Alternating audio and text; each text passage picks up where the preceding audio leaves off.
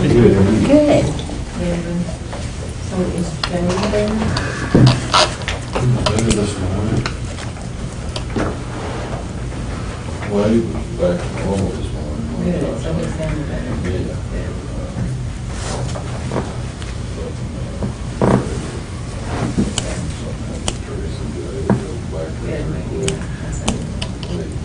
So I asked the guys from our operations team to be here today if we have any questions on the agenda item that when we go Yeah. That's yours, isn't it? number 4. Yeah, but I've got an extra one. Yeah. I usually bring one all the time. So Amy's always got one, and I didn't bring it, she didn't bring it.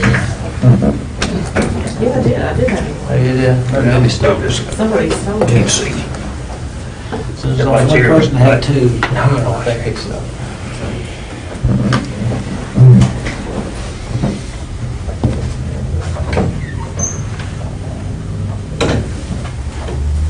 How are you, Mark? I'm good. Good.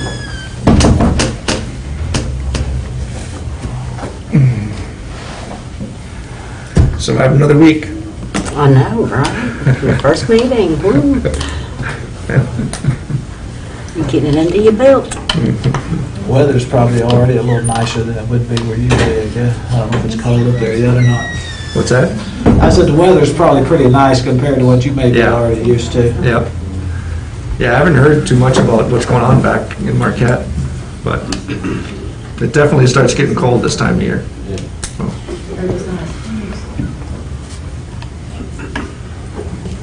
So with the masks and the northern accent and the southern accent, it's gonna, I'm a kind of a lip reader anyway, so you're in trouble. Yeah, I know. Yeah, we're good to go. All right. Call the meeting of September 28, 21 of the GEPB together. First item on the agenda is to ask for any changes to the agenda, and if not, get an approval of the agenda. I make a motion to approve. Second. Have a motion and a second. All in favor, say aye. Aye. Motion carries. Minutes of the previous meeting. Anyone have any adjustments that they need to make on that? If not, do I have a motion to approve? Motion. Have a motion to approve? Second. Have a second? All in favor, say aye. Okay, first real item on the agenda is to ratify the programming committee's actions. All right. Have a presentation of that?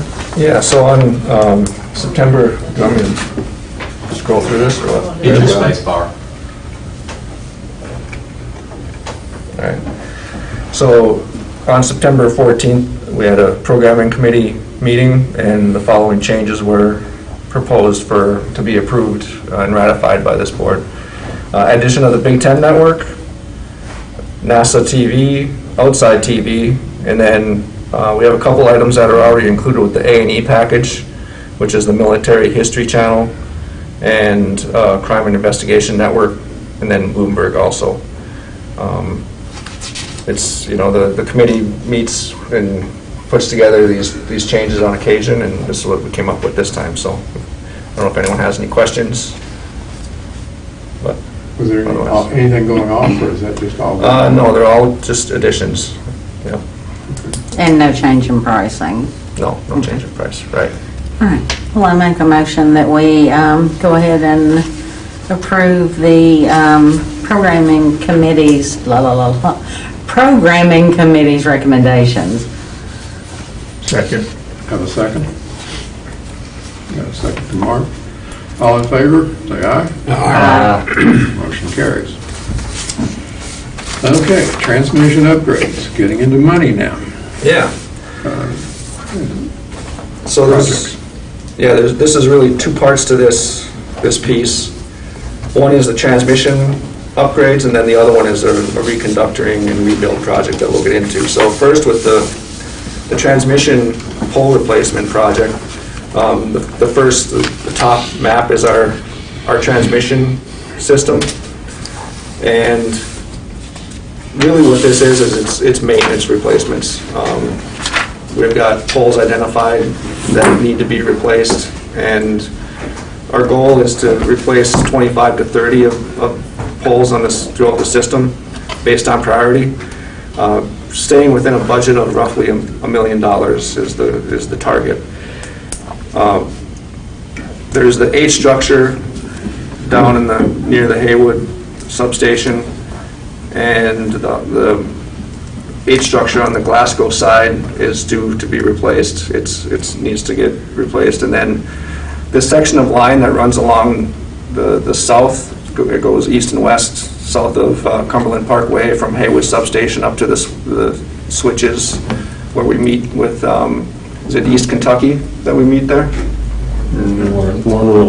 Farmers, yeah, where we meet. And there's a lot of holes in that area that need replacement, and then the rest of will just be throughout the system and just in general, so.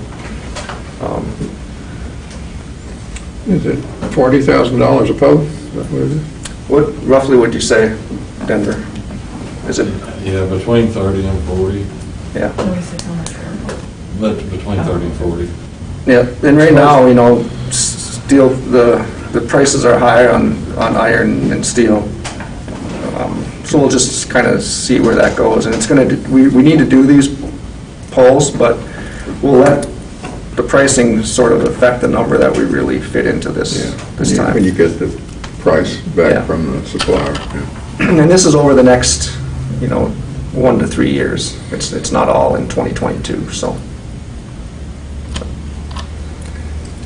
So, any questions on the transmission Do we piece? need approval on the budget for that? I guess what I would like to do is just approve both, projects after we, Okay. they're both on the same agenda item, Okay. so.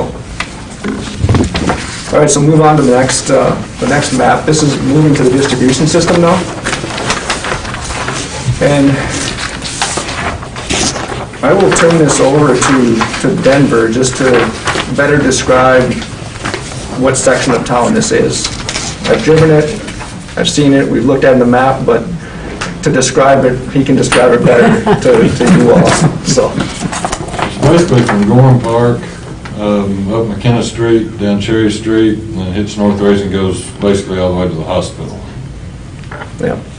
And so what we did is what this is really is identifying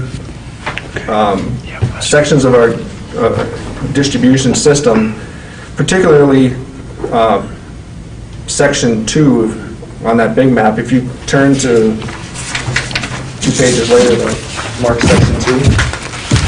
So this is Cherry Street and Columbia, I believe, right? Yeah. So from switch 60, which is normally open, all over to switch 22, that is all old poles with, was it number 2 copper? Most of it, some of it's still into aluminum, but most of it's on good copper. And it's fine for just serving the customers that are on it normally, but by doing this project and putting in bigger conductor, 336, we'll be able to reconfigure the network if needed. So if there's an outage, if there's a section of line that has to be taken out, we can reroute and reconfigure the system, and this area can carry more load. So I don't know if Denver or Todd want to elaborate on that at all. I was going to tell you how much amps we're talking about, but the 336 wire that he was talking about will hold, I guess, 400 amps or something, maybe something to that effect. And right now, number 2 probably only holds maybe 100 amps. So we really don't have an option to hold a lot of load going through that section of town. So, What voltage is that? the voltage, it's a 12, 470, 7200. Depending on if you're going phase to phase or phase to ground. So going back to the first map that you looked at with the transmission system on it, several years ago, it's been quite a few years ago now, where East Glasgow substation came online, and that's the EGP here. Before that substation came online, this work that we're talking about probably wouldn't have been even on the radar screen, because wouldn't have been necessary to transfer load to this section of line, but, because everything was fed from Haywood. Now, with East Glasgow, we have, by first doing Cherry Street and then possibly McKenna and Race Street, we create a path from East Glasgow all the way to the hospital. There's ways to do it now, but it's just not that straightforward. And this Cherry Street section in particular is a direct path to the center of town, you know, from East Glasgow sub. So it's, like I say, 10 years or whatever, before East Glasgow came online, this wasn't really even, wouldn't have been a concern, but now it's just, because of the age of the poles, the size of the conductor, it's getting to the point where this gives us a lot of flexibility and really some good reliability and flexibility for the system, so. So that's generally what it is, and you know, we can go through the rest of these projects, but basically it's just one big project done in pieces, and again, over the next 3 years is what we're looking at. I would like to see us get the Cherry Street Columbia piece done in 2022, and the rest of it we'll evaluate as time goes on. And the overall budget for that would be about $1.5 million to rebuild that entire thing, because it's not just reconductoring, it's pole replacements and probably moving the line. A lot of these poles are right on the road, you know, and somewhere there's a couple poles that are actually half on the curb, you know, half the poles in the roadway, which is really interesting. So we would try to move that to the other side of the sidewalks in those areas and things like that. So it's these are major projects. It's not just reconductoring, you know, so.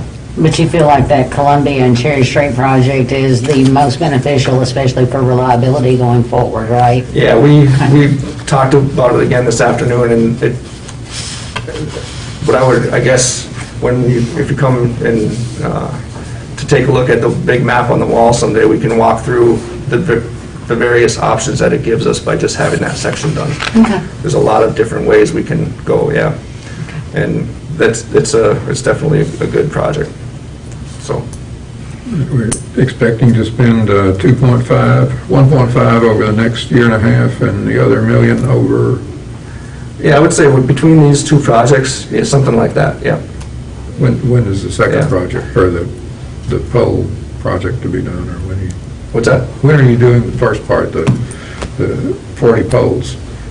Some of them would be done in 2022, but I would say that over the next, 3 years, we would hope So you're to. expecting 3 years? Yeah. on both of them. Okay. Yeah, and it may end up just being, 2022 and 2023, it depends, but, so part of the reason then for looking at these projects this month is that next month, Melanie and I will be coming to the board with the bond issue to finance these projects, so sort of a two-step process. One is to get these projects out in front of you to take a look at and approve, and then come with the bond issue, which would, give another chance to ask questions and things like that too, so. Are we going to have to bond them? We don't have the cash. We do have cash on hand, but bonding is, part of the financing is, I think. Safer way to keep out having to borrow money. Huh? Right, yeah. And we're gonna, in this bond issue, we will also be refinancing an existing bond, as part of it, So, that's next month's topic, but it's just to prepare you for why, these projects are, we would have the cash probably to pay for this out of I know, funds, but I understand saving the cash in case all of a sudden we have a hurricane go through here or a tornado. Yeah. So that's the scoop. Any questions? If you have. I have a question. Going back to the transmission project here, did I miss how you determine what needs to be replaced and when? I mean, how do we know that? Yeah, we didn't get into too much depth on it, but I'll let Denver, Todd, or Trig talk through that. We actually walked the lines out. I try to do it every 5 years on just the transmission. poles, the 69 kV poles. We try to walk those out every 5 years. The last project we done finished up, when did you say, Melanie? The bond was issued in 19. 19. It finished up in 19, and when we started that was about 5 years ago, so it's just time to reevaluate, and we already know the H structure that he was referring to that's on this side of the lake, on the Haywood side of the lake, it does need replacing. We've already identified it as being, well, as being old and needs replacing. Is it rust or it No, these are wooden cracks? poles, they're rotten. The poles are Oh, these rotten. are, they're all wood poles. Mhm. I thought someone said metal poles. We're gonna be, That's what we're gonna be we're replacing them with. with metal, with steel. Oh, Iron and replacing steel, with yeah. metal. That's what we're Okay, going gotcha. with. Okay. Yeah. So you did hear me say, but it's their wooden poles that are gonna be replaced with Yeah, okay. iron. Yep. A lot of the poles have been out there since, what, the 60s? They're Yeah. still old KU poles. Then you got 3 up there at Haywood Substation that have woodpecker holes in them. Well, 100 amps is not a lot of power. It ain't gonna help you out if you have a break somewhere. All right, any other questions? Any approval you need on any of that? So next month, though, when we get into the bonding issue, we'll have maybe a closer estimate of cost, possibly. What's that? I said, so next month, when we get to the bonding issue Yeah. part, we'll have maybe more of an approximation of cost. I think that'll be, I mean, I'm all for the project, Yeah. I just, would like to see a yeah, little. we'll start to define it. You know, Okay. on a broad stroke, it's about $2.5 million. Yeah. We just in the budget. need a ballpark, and as it goes, we'll see how it goes out of that. Yeah. If we go under, we are good. If we go over, we may have to approve some more. Yeah, I know, I get it, I was just Yeah. asking Dave the questions. Yeah, no, it's a great question, but, and I think what we're hoping for is that we see the iron and steel prices continue to drop. Yeah, And right now, we're ballparking, like Denver said, 30 to 40,000 a pole. Well, hopefully we can get on the lower side of that. yeah, absolutely, just like I keep watching building materials, so, yeah, I get it. Yeah, the overarching number really is trying to keep that part of the project to $1 million, and however many poles we can replace for that is the way that I'd like to see us approach Okay. it. Do we need to approve this 2.5 million as the ballpark figure? or- Yeah, yes, please. Okay, we Well, can do that. I'm sorry, I can think. What we actually need is just a motion for you all to allow us to start the bidding process, that you want to go ahead and approve these projects at that estimated cost, and to go ahead and allow us to start the bids. Okay, at the estimated cost yet, we Right. can approve it. Okay. So I make a motion that we vote to go ahead and allow them to start the bidding process for the transmission pole replacement project. And Is it specific enough?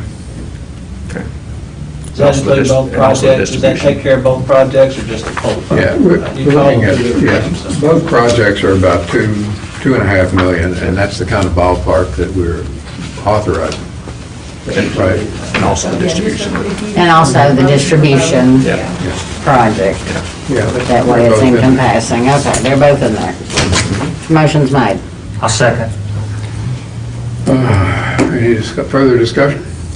Hearing none, all in favor, say aye. Aye. Motion carries. All right, thank you. Next item.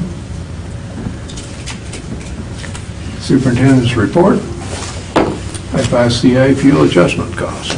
And I'm going to turn this over to Melanie to do the superintendent reports this month.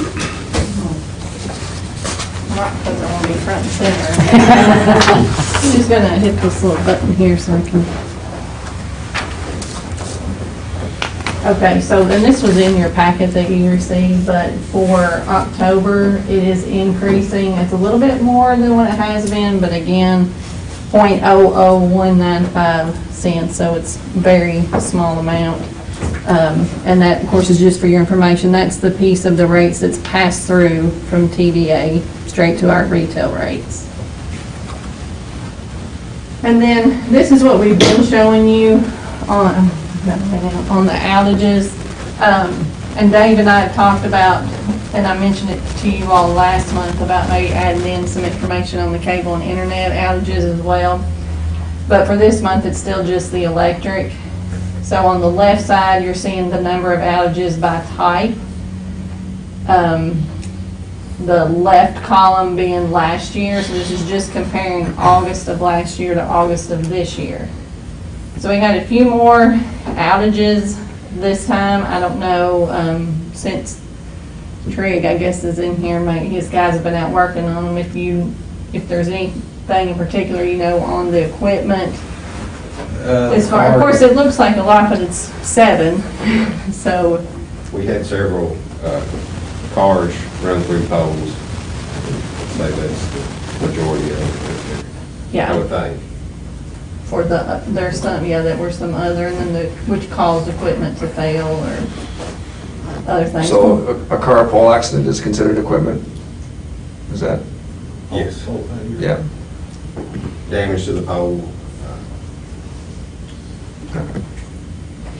Still have some issues with trees, but trying to increase our efforts again on that. Like I mentioned before, in the past, we were very aggressive with it, which worked very well for the last 2 or 3 years, I guess, and now we need to get back to that so we can cut down on the number of outages that those trees and the limbs are causing.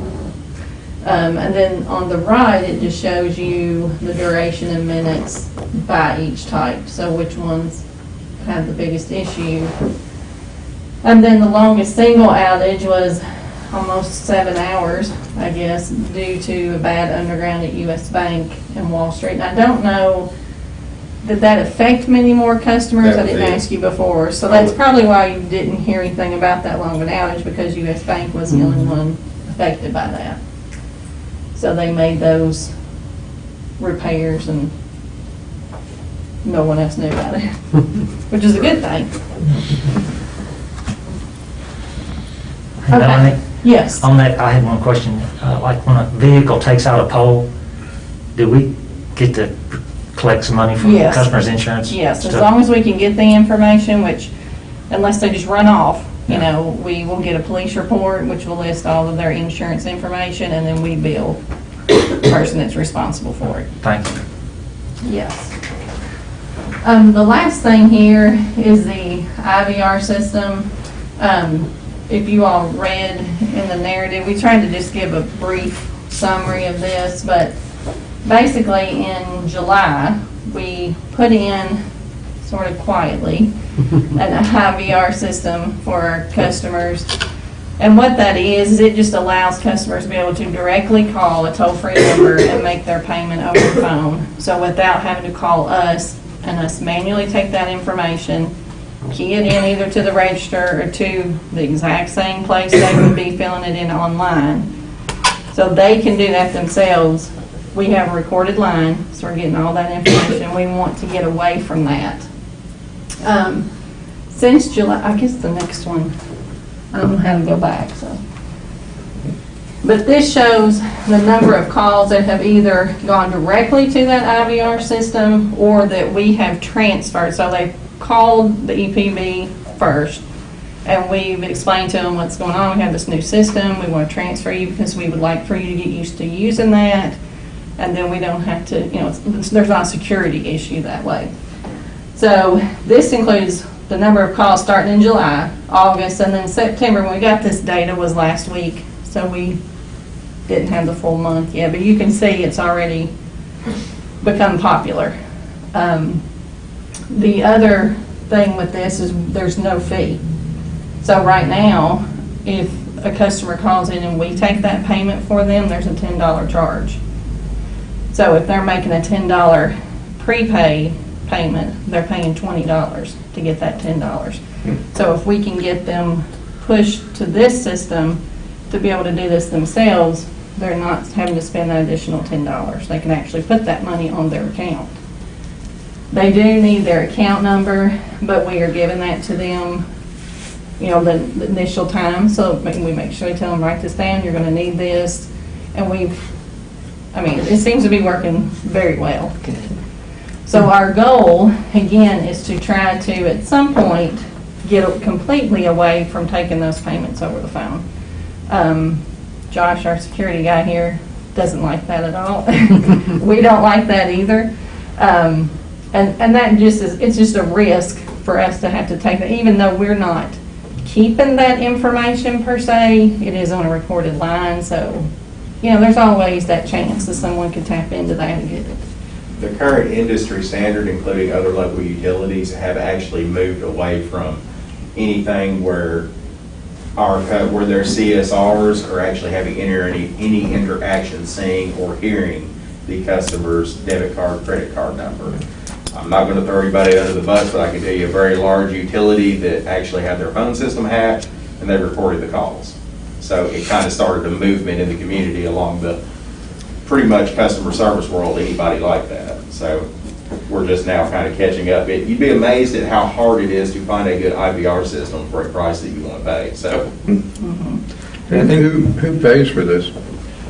we pay for it. It's a serve. Well, actually, to be quite honest, we ended up working out a deal where we didn't have to pay for it. It's, well, a little bit for it, but basically, you know how you pay online for your e-bills and stuff like that? The credit card processor, or the company that does the processing for that, gets a cut. It's a small cut, but we worked out a deal with them and said, hey, well, if you give us this service, can you treat it basically as a form of like they were paying online or like they were automatic bank draft or something like that?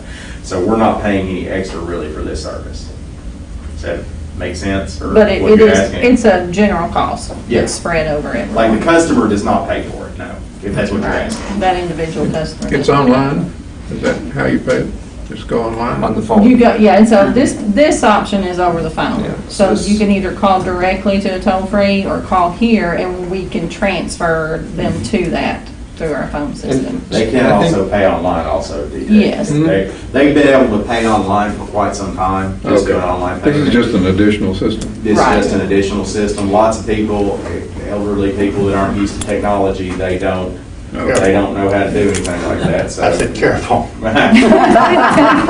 So this, I think the important thing to emphasize is this still allows a customer to pay with a credit card via phone call. Yes. It's just that we're not going to listen to and take the number. Write the numbers. And have it be on our recorded line.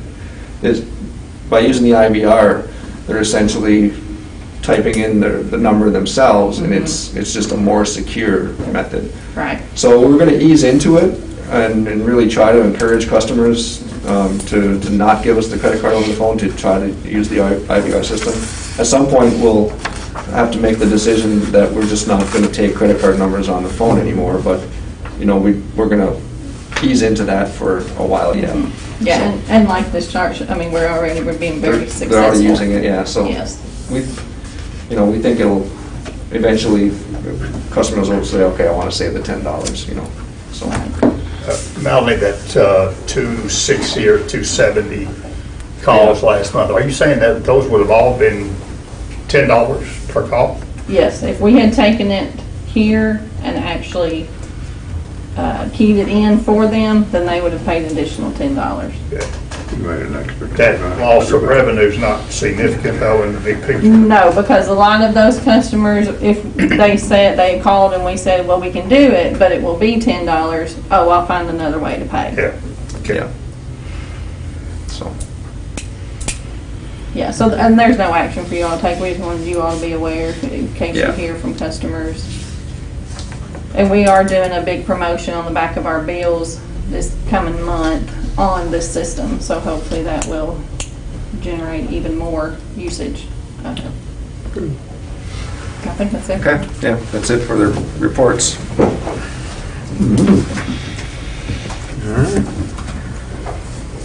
Is that it? Any That's pretty other much new it. business anybody needs discussed? Hearing none, do I have a motion for adjournment? Motion. Have a motion for adjournment? Second? Second.